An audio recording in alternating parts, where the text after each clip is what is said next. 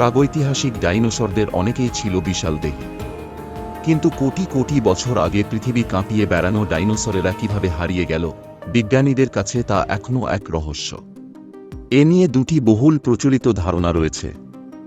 এর একটি হল ব্যাপক হারে আগ্নেয়গিরির অগ্ন্যুৎপাত এবং অন্যটি ব্রহ্মাণ্ড থেকে আগত উল্কাপাত।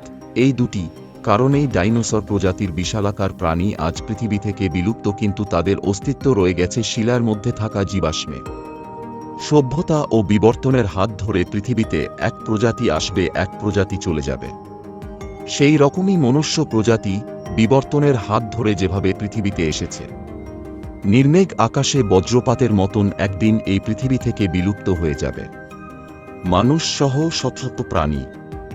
যদি আমাদের এই নিবেদন ভালো লেগে থাকে তাহলে অবশ্যই এরকম ভিডিও পাওয়ার জন্য চ্যানেলটিকে সাবস্ক্রাইব করে দেবেন।